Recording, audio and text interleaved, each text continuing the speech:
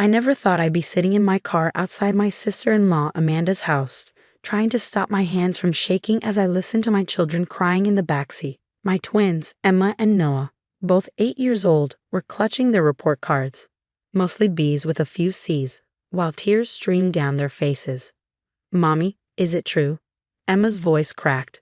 "Does Daddy really not love us because we're not as smart as Josh and Lily?"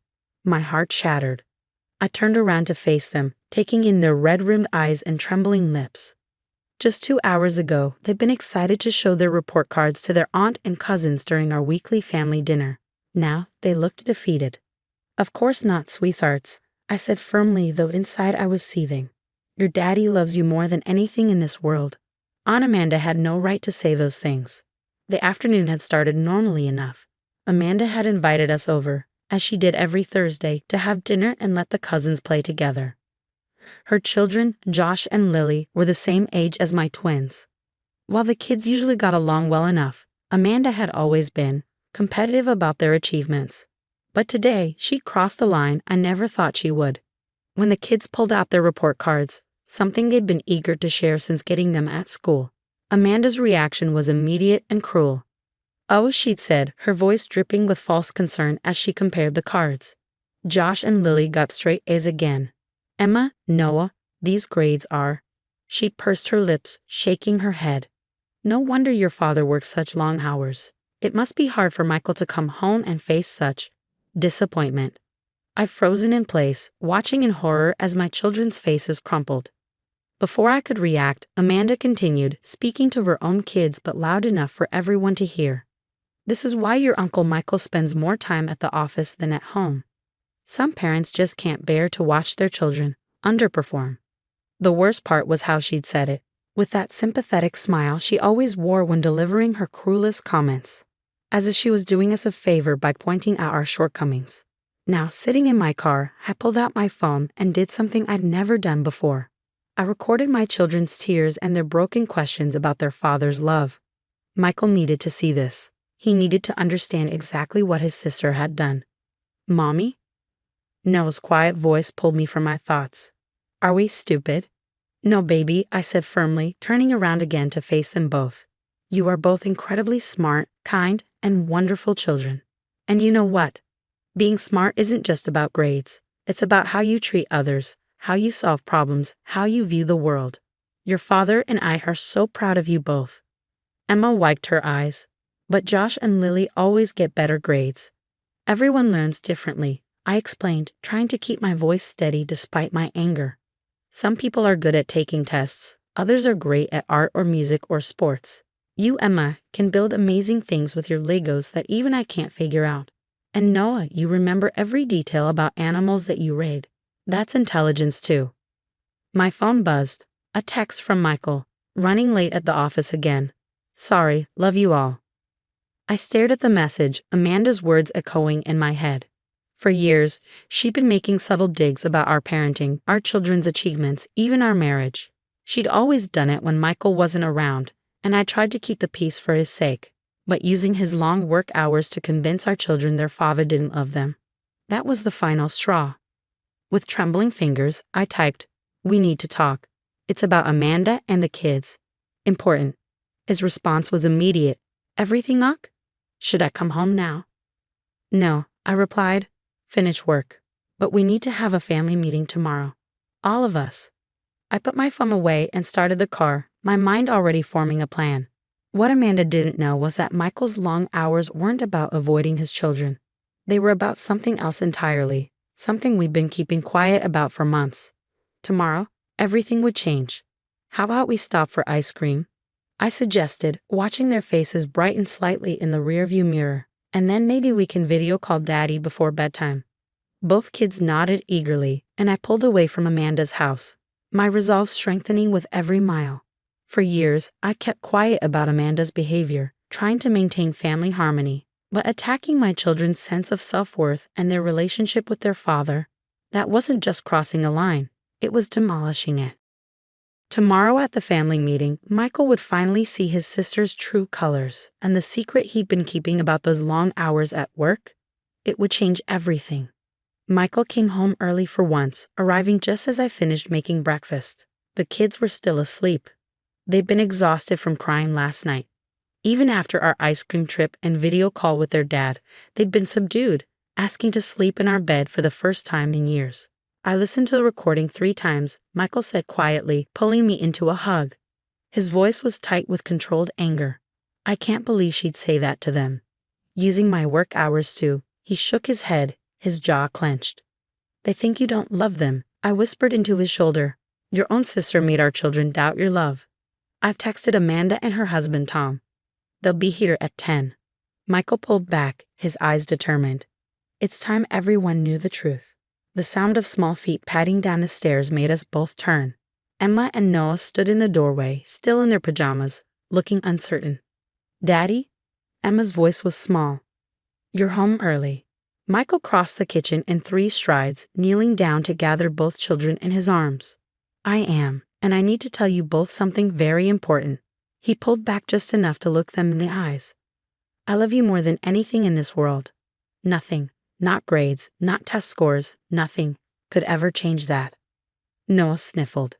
But Aunt Amanda said. Aunt Amanda was wrong, Michael said firmly. And today we're going to talk about why I've been working so much. It's not because I'm disappointed in you. It's because I'm so incredibly proud of you both. The doorbell rang at exactly 10 o'clock. Amanda swept in like she owned the place, Tom following behind with an apologetic look. I noticed she was carrying what looked like educational pamphlets. I'm so glad you called this meeting, Amanda announced, settling onto our couch. I've been meaning to talk to you about the children's academic performance. I've found some excellent tutoring programs that could help them catch up to Josh and Lily's level.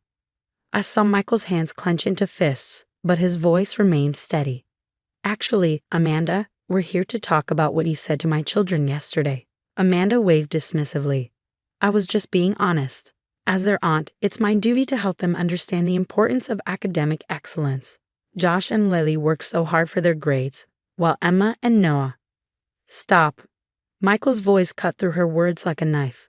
Just stop. He pulled out his phone, pressed play, and the sound of our children crying filled the room. Amanda's cruel words, followed by Emma and Noah's heartbroken questions about their father's love. Tom's face darkened as he listened. Amanda, you said what? But Michael wasn't done. He reached for his briefcase and pulled out a thick folder. You want to talk about academic performance, sister? Let's talk. For the past 6 months, I've been working late not because I'm disappointed in my children, but because I've been taking extra consulting jobs. Want to know why? He opened the folder and spread out several documents on the coffee table. They were medical evaluations, educational assessments, and a contract with one of the city's most prestigious learning specialists. Emma and Noah have dyslexia, Michael announced. Those long hours? They were to pay for comprehensive testing and specialized tutoring. We didn't want to say anything until we had a proper educational plan in place. They work twice as hard as most kids to achieve those B's and C's, and I've never been prouder. Amanda's face had gone completely pale. Tom was staring at her with a mixture of shock and disappointment. But, Amanda stammered, but Josh and Lily are wonderful students, Michael cut in. And I'm happy for them. But my children? They're incredible in their own ways. Emma can look at a jumbled pile of Legos and see a masterpiece waiting to happen. Noah remembers every animal fact he's ever heard and can explain complex concepts in ways that make sense to other kids. They're kind, creative, and resilient, especially when dealing with an aunt who seems determined to tear them down. I wasn't. Amanda tried to defend herself, but Tom interrupted. Yes, you were. His voice was quiet but firm. And it stops now.